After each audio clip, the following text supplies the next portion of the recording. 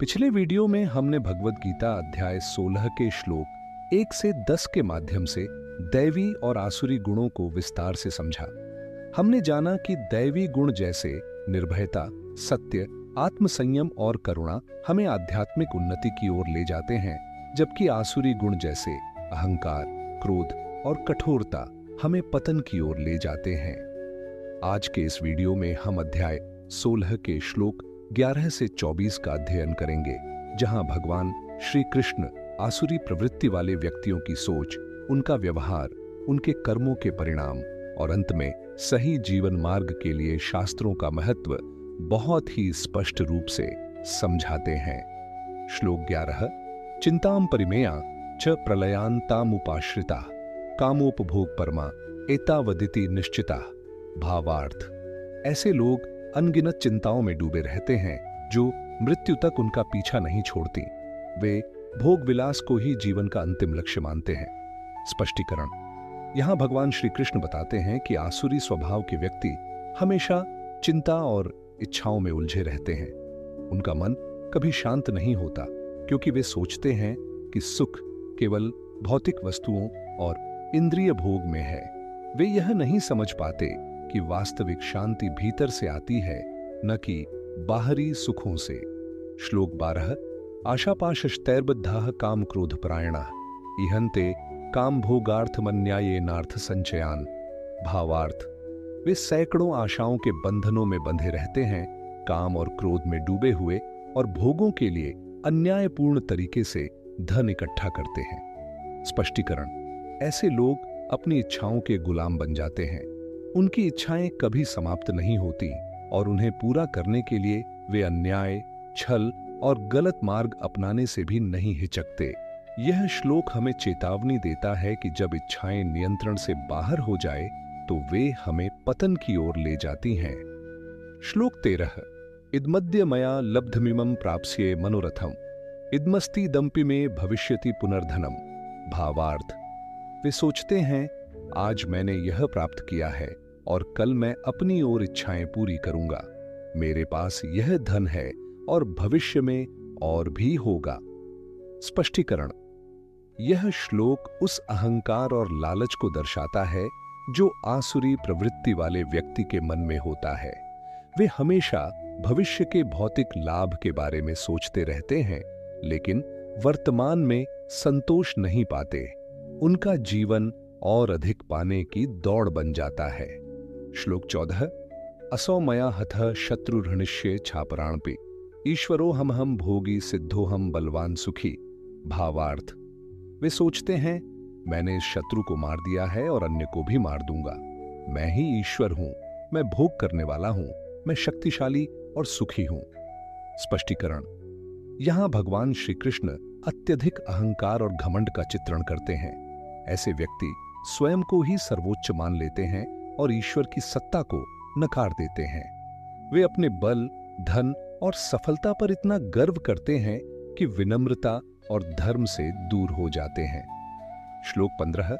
आढ्योभिजन वानस्मिको न्योस्ति सदृशो मया यक्षे दास्यामि मोदिष्य इत्यज्ञान विमोहिताः। भावार्थ, वे कहते हैं मैं धनी हूं, कुलीन हूं, मेरे समान कोई नहीं है, मैं यज्ञ करूंगा, दान दूंगा और आनंद लूंगा। इस प्रकार वे अज्ञान से मोहित रहते हैं।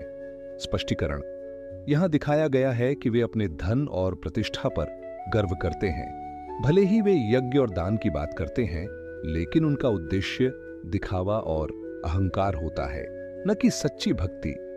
उनका ज्ञान वास्तविक नहीं, बल्कि अज्ञान से उत्पन्न भ्रम होता है। श्लोक 16। अनेक चित्त विभ्रांता मोहजाल समावृता प्रसक्ता कामभोगेषु पतंति नरकेषु चौ। भावार्थ, अनेक प्रकार के भ्रमों में फंसे हुए, मोह के जाल में उलझे हुए और भोगों में आसक्त ऐसे लोग अंततः अधोगति को प्राप्त होते हैं। स्पष्टीकरण, यह श्लोक इन सभी आसुरी गुणों का परिणाम बताता है। जब व्यक्ति मोह, अहंकार और इच्छाओं में पूरी तरह उलझ जाता है तो उसका जीवन अस्थिर और अशांत हो जाता है। अंततः वह आध्यात्मिक पतन की ओर बढ़ता है, जिसे यहां नरक के रूप में बताया गया है। श्लोक 17। आत्मसंभाविताः स्तब्धा धनमानं दान्विताः यजन्ते नाम यज्ञैस्ते दंभेना विधिपूर्वकम। भावार्थ, वे स्वयं को महान मानते हैं, अहंकारी और धन के मद में चूर रहते हैं और केवल दिखावे के लिए शास्त्र विहीन यज्ञ करते हैं। स्पष्टीकरण। यहां भगवान श्री कृष्ण बताते हैं कि आसुरी स्वभाव के लोग धर्म का भी उपयोग अपने अहंकार के लिए करते हैं। वे पूजा या यज्ञ करते हैं, लेकिन उनका उद्देश्य ईश्वर की भक्ति नहीं बल्कि समाज में अपनी छवि बनाना होता है। श्लोक 18। अहंकारम बलम दर्पम कामम क्रोधम च संश्रिता मामात्म परदेहेषु प्रद्विषंतोभ्यसूयका। भावार्थ, वे अहंकार, शक्ति, घमंड, काम और क्रोध में डूबे हुए होते हैं और अपने तथा दूसरों के शरीर में स्थित मुझ परमात्मा से द्वेष करते हैं। स्पष्टीकरण। यह श्लोक दर्शाता है कि ऐसे लोग ईश्वर की उपस्थिति को हर जीव में नहीं देख पाते। वे दूसरों से ईर्ष्या और द्वेष रखते हैं, जिससे उनका हृदय कठोर हो जाता है। श्लोक 19।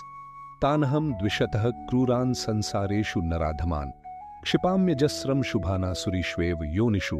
भावार्थ, ऐसे द्वेष करने वाले क्रूर और अधम मनुष्यों को मैं बार बार आसुरी योनि में जन्म देता हूं। स्पष्टीकरण। भगवान यहां कर्म के सिद्धांत को समझाते हैं। जो व्यक्ति लगातार अधर्म और द्वेष में लिप्त रहता है, वह उसी प्रवृत्ति के अनुसार बार बार जन्म लेता है और अपने कर्मों का फल भोगता है। श्लोक 20। आसुरियों योनिमापन्ना मूढ़ा जन्मनि जन्मनि माम प्राप्यैव कौन्तेय ततो यान्त्यधमाम गतिम।